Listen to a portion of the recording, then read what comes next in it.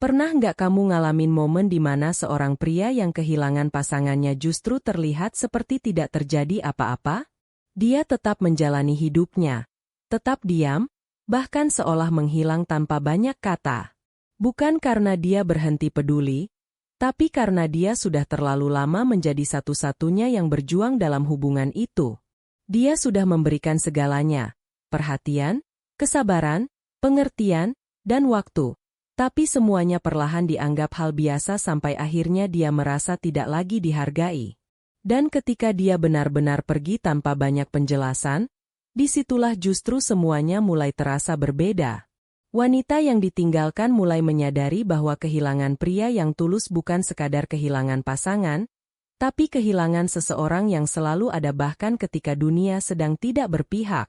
Dalam video ini kita akan membahas bagaimana rasanya ketika seorang wanita kehilangan pria yang benar-benar baik. Jadi siapkan dirimu, santai saja, dan dengarkan sampai akhir karena ini bisa mengubah cara pandangmu tentang hubungan dan sikap dalam mencintai. Karena kenyataannya, pria yang baik tidak selalu pergi karena dia berhenti mencintai, tapi karena dia akhirnya sadar bahwa cintanya tidak lagi dihargai. Dan saat dia menghilang justru disitulah wanita mulai mengerti bahwa ketenangan yang dulu dianggap biasa ternyata adalah hal yang paling dibutuhkan. Sebelum kita masuk lebih dalam, coba tulis di komentar kamu menonton dari mana, dan jangan lupa like, subscribe, dan share video ini supaya lebih banyak orang paham bahwa kadang seseorang baru benar-benar mengerti nilai seseorang setelah kepergiannya tidak bisa lagi dicegah.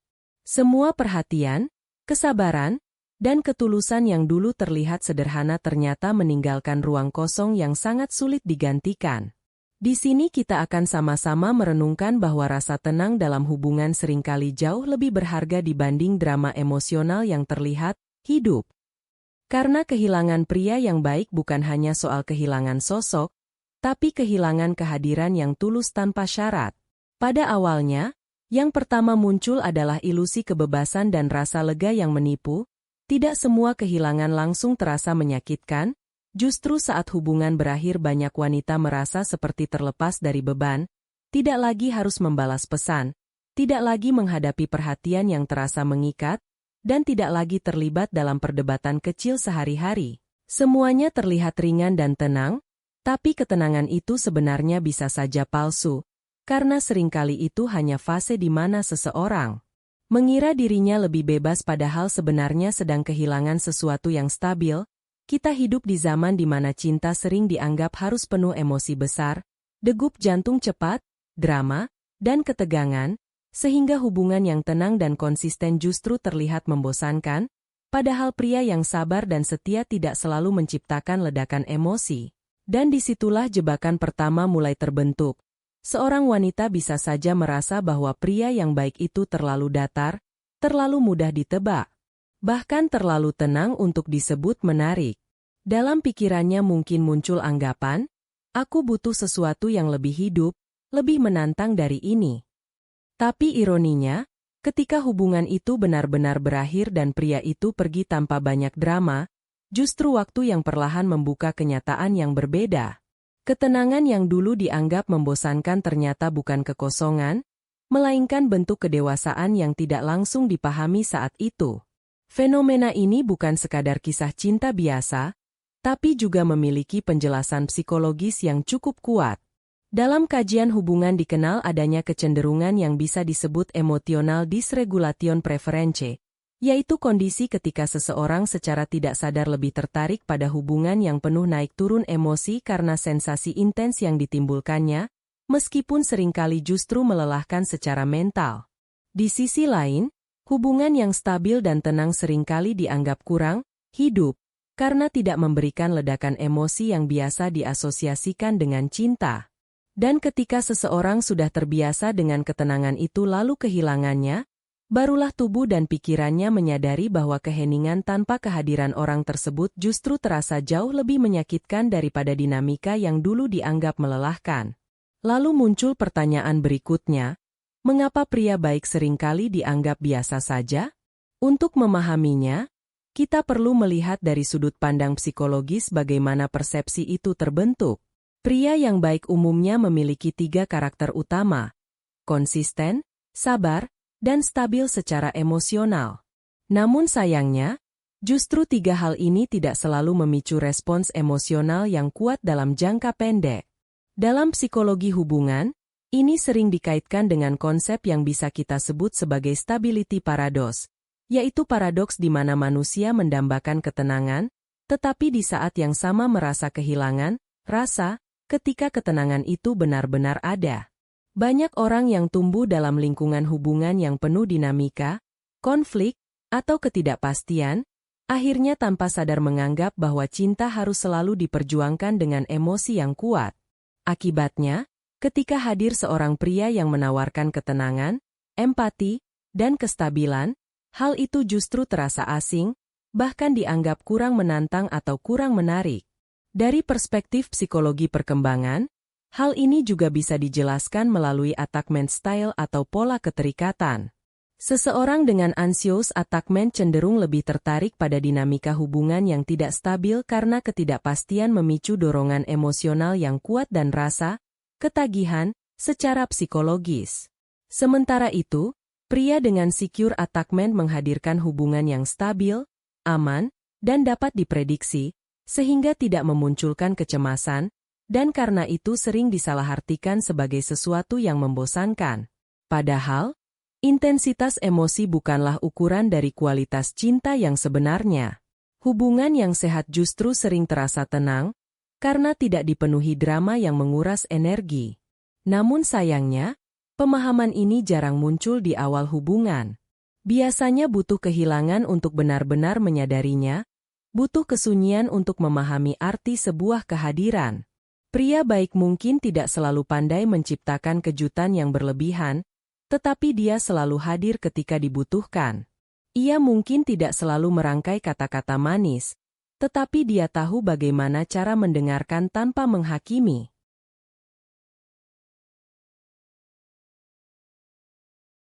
Dan ketika kehadiran seperti itu benar-benar hilang, dunia yang dulu terasa stabil tiba-tiba seperti kehilangan pijakannya. Bukan karena hubungan itu sempurna tanpa celah, tetapi karena di titik tertentu wanita itu akhirnya menyadari bahwa kebaikan adalah fondasi yang selama ini menopang banyak hal tanpa disadari. Lalu masuk ke bagian ketiga, yaitu tahapan emosional yang biasanya dialami wanita setelah kehilangan pria baik. Kehilangan seseorang yang tulus tidak pernah hanya sekadar peristiwa biasa, tetapi sebuah proses psikologis yang bertahap dan dalam. Biasanya ada beberapa fase batin yang akan dilewati, dan setiap fase membawa kesadaran yang berbeda. Tahap pertama adalah penyangkalan dan ilusi kekuatan. Pada awal perpisahan, banyak wanita secara refleks mencoba menolak rasa sakit yang muncul.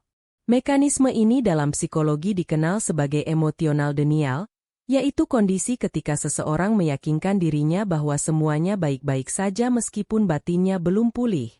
Ia akan terlihat kuat di depan orang lain, mengatakan bahwa dirinya sudah move on, lebih aktif di media sosial, lebih sering tertawa, seolah hidupnya kembali bebas dan ringan. Namun kenyataannya, itu belum tentu kebahagiaan yang sesungguhnya. Lebih sering itu adalah bentuk coping mekanis, yaitu cara pikiran mengalihkan luka dengan kesibukan dan distraksi agar rasa kehilangan tidak langsung terasa penuh. Secara psikologis, fase ini adalah bentuk perlindungan alami otak terhadap tekanan emosional yang terlalu kuat di awal. Tetapi jika bertahan terlalu lama, penyangkalan justru bisa memperlambat proses penyembuhan karena emosi yang ditekan tidak benar-benar hilang, hanya tertunda untuk muncul kembali. Lalu masuk ke tahap kedua, yaitu kekosongan dan disonansi emosional. Setelah fase, aku baik-baik saja, mulai runtuh, muncul fase yang jauh lebih sunyi dan berat. Tiba-tiba hal-hal kecil yang dulu dianggap biasa mulai terasa sangat berbeda. Tidak ada lagi pesan yang masuk secara rutin, tidak ada lagi perhatian kecil yang datang tanpa diminta, tidak ada lagi suara yang dulu memberi rasa tenang. Ruang batin yang sebelumnya penuh kini terasa kosong, dan kondisi ini dalam psikologi relasi sering dikaitkan dengan emotional dissonance, yaitu ketidaksesuaian antara apa yang dirasakan hati dan apa yang dipaksa diakini oleh pikiran. Hatinya berkata, "Aku rindu," tetapi pikirannya terus memaksa, Aku harus kuat. Pertarungan batin inilah yang perlahan membuat seseorang kehilangan keseimbangan emosionalnya. Tidur menjadi tidak nyenyak. Minat terhadap hal-hal yang dulu menyenangkan mulai berkurang, dan muncul perasaan hampa yang sulit dijelaskan. Dalam konteks hubungan, kondisi ini sering disebut sebagai attachment withdrawal, yaitu fase seperti penarikan emosional setelah kehilangan figur yang selama ini memberi rasa aman dan stabil. Karena pada dasarnya hubungan yang stabil itu bukan cuma soal dua orang yang saling mencintai, tapi juga membentuk semacam sistem regulasi emosi bersama. Saat dua orang saling menjadi tempat pulang secara emosional, ada keseimbangan yang terbentuk tanpa disadari. Dan ketika salah satunya pergi, sistem itu otomatis terguncang. Bukan hanya hati yang beradaptasi, tapi juga pikiran, kebiasaan, bahkan cara tubuh merespons kesepian. Semua butuh waktu untuk menata ulang dirinya. Lalu masuk ke tahap ketiga, yaitu nostalgia yang bercampur dengan distorsi ingatan. Seiring waktu berjalan, kenangan mulai muncul kembali, tapi tidak dalam bentuk yang sepenuhnya utuh. Otak manusia punya kecenderungan alami untuk menyaring pengalaman masa lalu dengan cara yang bias, di mana momen-momen menyenangkan lebih mudah diingat dibanding detail yang menyakitkan. Fenomena ini sering disebut sebagai Rossi retrospection, yaitu kecenderungan melihat masa lalu lebih indah daripada kenyataannya saat dijalani. Di fase ini, wanita mulai mengingat hal-hal kecil yang dulu tidak terlalu diperhatikan, cara dia tertawa, kesabarannya saat menghadapi emosi yang sulit, atau kehadirannya yang diam tapi selalu bisa diandalkan. Lama-kelamaan, ingatan itu membentuk versi yang lebih ideal dari hubungan tersebut. Dan dari situlah mulai muncul pikiran bahwa mungkin dia tidak seburuk yang dulu aku pikirkan. Namun di titik ini, penyesalan masih belum sepenuhnya matang. Ia masih bercampur antara rasa rindu, kehilangan, dan sedikit rasa bersalah. Belum ada keinginan yang jelas untuk kembali, tetapi ada kesadaran yang perlahan tumbuh bahwa sesuatu yang penting sudah tidak lagi ada. Lalu masuk ke tahap keempat, yaitu penyesalan dan kesadaran diri. Ketika waktu terus berjalan dan kekosongan itu tidak lagi bisa ditutupi oleh kesibukan atau distraksi, muncul momen refleksi yang lebih dalam. Wanita mulai menyadari bahwa menjadi pria baik bukanlah hal yang umum atau mudah ditemukan.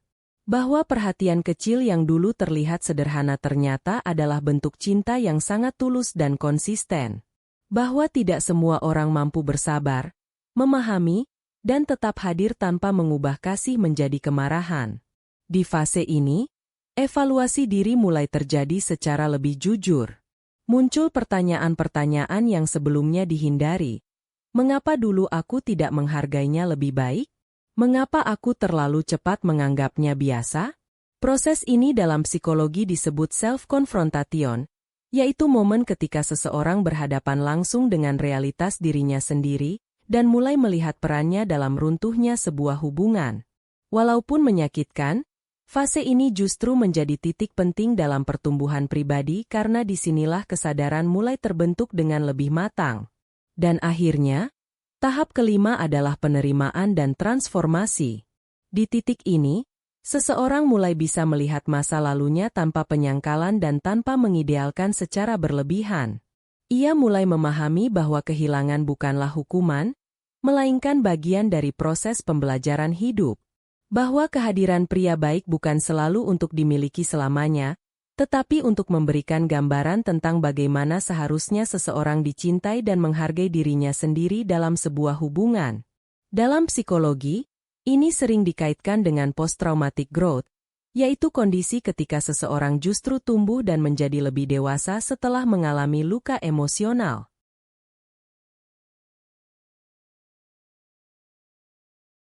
Seseorang yang berhasil melewati fase kehilangan dengan refleksi yang dalam biasanya akan tumbuh menjadi pribadi yang lebih sadar, lebih matang, dan lebih siap untuk mencintai dengan cara yang lebih sehat. Penerimaan yang sejati bukan berarti menghapus masa lalu, tetapi mengakui bahwa masa lalu itu ikut membentuk versi dirinya yang sekarang. Di titik ini, wanita tersebut tidak lagi meratapi kepergian pria baik itu, melainkan mulai menyadari bahwa ia pernah dicintai dengan cara yang tulus, stabil, dan tidak banyak syarat. Lalu masuk ke bagian keempat, yaitu aspek psikologis di balik penyesalan. Ketika seorang wanita akhirnya menyesal setelah kehilangan pria yang baik, perasaan itu tidak muncul secara tiba-tiba, melainkan merupakan hasil dari proses emosional yang panjang dan bertahap. Ada beberapa aspek utama yang bisa menjelaskan fenomena ini, yaitu pola pikir relasional, kebutuhan emosional, dan cara seseorang memaknai kebaikan dalam hubungan. Pertama, pola pikir relasional atau cara seseorang memandang cinta itu sendiri. Bagi sebagian orang, cinta seringkali dipahami sebagai sesuatu yang harus diperjuangkan dengan intensitas tinggi, penuh tantangan, dan tidak selalu mudah didapatkan. Dalam pola pikir seperti ini, cinta yang terlalu stabil justru bisa terasa tidak meyakinkan. Ketika mereka bertemu dengan pria baik yang hadir secara konsisten, tidak bermain tarik ulur, dan tidak menciptakan kecemasan, sistem keyakinan yang sudah terbentuk sejak lama menjadi terganggu.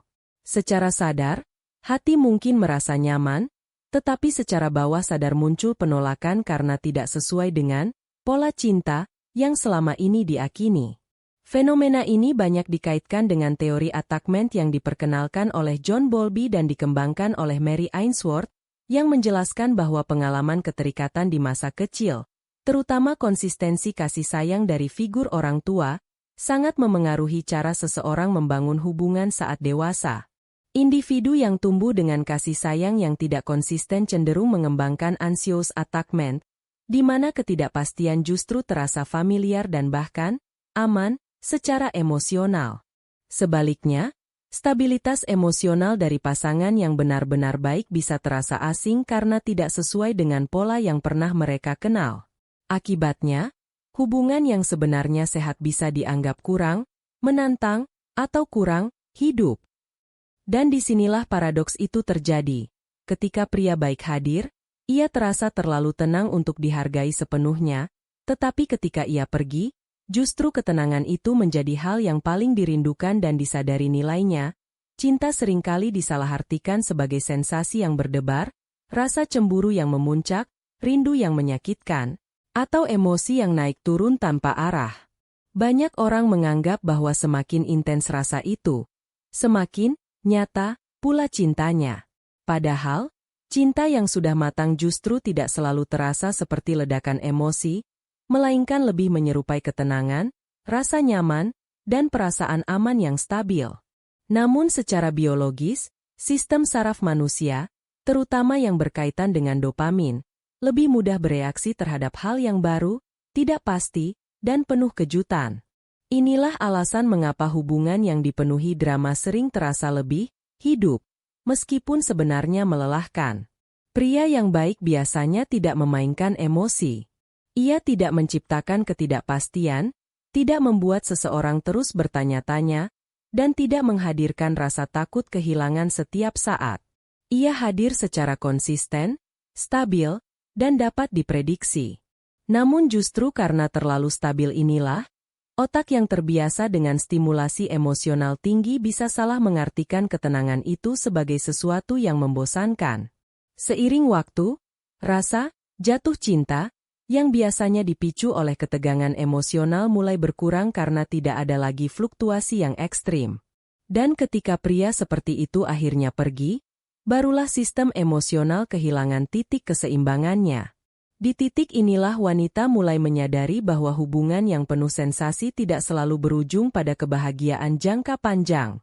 Pelan-pelan muncul pemahaman baru bahwa cinta yang sehat bukanlah yang membuat jantung berdebar setiap hari, melainkan yang membuat hati tetap tenang dalam jangka waktu yang panjang.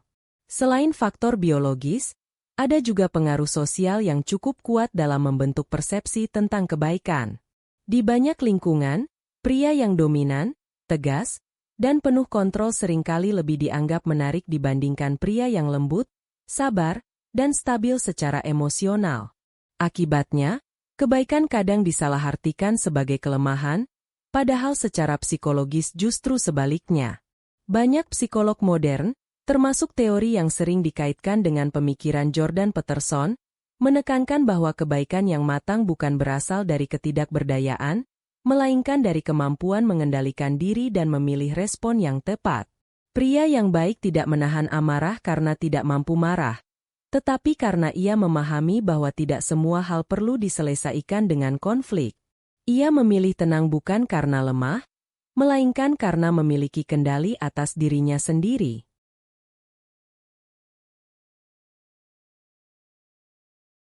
Ia memilih untuk tetap tenang bukan karena tidak memiliki emosi, tetapi karena ia lebih menghargai kedamaian dibandingkan kepuasan ego sesaat. Namun, pemahaman seperti ini seringkali baru benar-benar muncul setelah semuanya hilang. Ketika pria baik itu sudah tidak lagi ada, barulah wanita tersebut menyadari bahwa tidak banyak orang di dunia ini yang mampu memberikan kesabaran dan ketenangan seperti itu. Lalu masuk ke bagian kelima, yaitu ketika rasa aman berubah menjadi kekosongan yang nyata. Salah satu hal paling menarik dari kehilangan pria baik adalah bagaimana sesuatu yang dulu terasa biasa saja, seperti rasa aman, justru berubah menjadi ruang kosong yang sulit dijelaskan. Saat hubungan masih berjalan, kehadiran yang konsisten, pengertian yang terus-menerus, dan sikap yang selalu memberi ruang seringkali dianggap sebagai sesuatu yang wajar. Padahal tanpa disadari, itu adalah fondasi emosional yang sangat penting. Dalam psikologi, hal ini sering disebut sebagai emotional base, yaitu figur atau kehadiran yang menjadi titik stabil secara psikologis bagi seseorang dalam sebuah hubungan. Ketika emotional base itu hilang, tubuh dan pikiran tidak lagi memiliki tempat untuk kembali stabil, sehingga muncul rasa tidak seimbang yang sulit dijelaskan. Inilah alasan mengapa banyak orang setelah kehilangan pasangan yang baik merasa hidupnya seperti kehilangan arah, meskipun hubungan tersebut dulu tidak selalu dianggap sempurna. Kekosongan ini sering memunculkan dua respons yang berbeda. Pertama adalah overkompensasi, yaitu upaya untuk menutupi rasa kehilangan dengan kesibukan berlebihan, distraksi, hiburan, atau bahkan hubungan baru yang belum tentu benar-benar siap dijalani. Kedua adalah withdrawal, yaitu menarik diri sepenuhnya dari hubungan emosional, menghindari kedekatan baru karena takut mengalami luka yang sama. Kedua respons ini pada dasarnya bukan solusi, melainkan bentuk mekanisme pelarian dari rasa kehilangan yang belum sepenuhnya diproses. Padahal yang sebenarnya dibutuhkan bukan sekadar pengganti, tetapi pemahaman yang lebih dalam terhadap makna kehilangan itu sendiri. Karena kehilangan pria baik bukan hanya tentang kehilangan seseorang, tetapi juga tentang kehilangan versi diri yang dulu merasa dicintai dengan tulus dan stabil. Dan proses untuk menemukan kembali rasa aman itu tidak dimulai dari luar, melainkan dari dalam diri, dengan membangun kembali hubungan yang sehat dengan diri sendiri. Lalu masuk ke bagian keenam, yaitu proses kesadaran dan pertumbuhan diri. Tidak semua bentuk kehilangan berakhir dengan luka yang menetap selamanya. Bagi sebagian wanita, pengalaman kehilangan pria yang baik justru menjadi titik balik yang sangat penting dalam kehidupan emosional mereka. Rasa bersalah perlahan berubah menjadi refleksi, refleksi berubah menjadi kesadaran, dan kesadaran pada akhirnya berkembang menjadi pertumbuhan diri. Dalam proses ini, ada beberapa tahap penting yang biasanya terjadi. Tahap pertama adalah mengakui pola. Karena pertumbuhan hanya bisa dimulai dari kejujuran terhadap diri sendiri, wanita yang berani melihat ke dalam dirinya dan berkata, "Aku kehilangan karena aku tidak menghargai," sebenarnya sedang memasuki tahap kesadaran yang jauh lebih dalam. Itu bukan sekadar penyesalan, tetapi titik awal dari pemahaman diri yang jujur. Di fase ini, ia mulai mengenali pola dalam dirinya, mengapa ia lebih tertarik pada hubungan yang penuh gejolak, mengapa ketenangan terasa asing, dan mengapa perhatian yang tulus justru sering diabaikan. Kesadaran seperti ini merupakan bentuk metakognisi emosional, yaitu kemampuan untuk mengamati pikiran dan perasaan sendiri tanpa langsung tenggelam atau menghakiminya. Dengan kemampuan ini, seseorang tidak lagi sekadar bereaksi terhadap emosi, tetapi mulai memahami dan mengarahkannya. Lalu masuk ke tahap kedua, yaitu memaafkan diri sendiri. Penyesalan memang sering berubah menjadi beban yang berat jika terus dipendam. Namun menyalahkan diri tanpa henti hanya akan membuat luka itu bertahan lebih lama. Dalam proses pertumbuhan, self-forgiveness menjadi langkah penting, yaitu kemampuan untuk memaafkan diri karena dulu belum tahu bagaimana cara mencintai yang benar. Memaafkan diri bukan berarti menghapus masa lalu, tetapi memahami bahwa setiap orang bertindak berdasarkan tingkat kesadaran yang ia miliki pada saat itu. Wanita yang dulu mungkin tidak menghargai pria baik bukan karena ia jahat, tetapi karena pada saat itu ia belum cukup matang secara emosional untuk memahami nilai dari ketulusan tersebut. Dan sekarang, setelah kesadaran itu muncul, ia memiliki kesempatan untuk berubah. Tahap ketiga adalah menumbuhkan versi diri yang baru.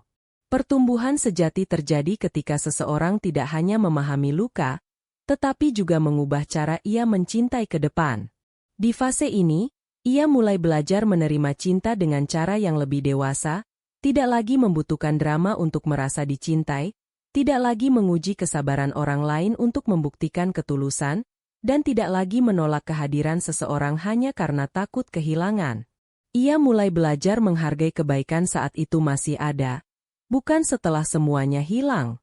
Dan pada titik ini, kehilangan pria baik tidak lagi dipandang sebagai akhir, tetapi sebagai salah satu investasi emosional terbesar dalam hidupnya, sebuah pelajaran mahal yang mengajarkan arti cinta yang sebenarnya. Lalu masuk ke bagian ketujuh, yaitu bagaimana menghindari pola kehilangan yang sama di masa depan. Setelah seseorang belajar dari kehilangan, tantangan berikutnya adalah memastikan bahwa pola yang sama tidak terulang kembali. Dalam psikologi hubungan, ini dikenal sebagai breaking the attachment cycle. Ada beberapa langkah penting yang bisa membantu proses ini. Pertama, meningkatkan kesadaran emosional. Belajar mengenali perasaan yang muncul ketika berada di dekat seseorang yang benar-benar baik. Kadang, rasa tidak nyaman terhadap hubungan yang stabil bukan karena tidak ada cinta, tetapi karena sistem emosi belum terbiasa dengan ketenangan. Di sini, penting untuk melatih diri agar tidak selalu mengasosiasikan cinta dengan intensitas yang tinggi, tetapi juga dengan rasa damai yang konsisten. Kedua, membangun rasa aman dari dalam. Jangan lagi menempatkan pasangan sebagai satu-satunya sumber kestabilan emosional.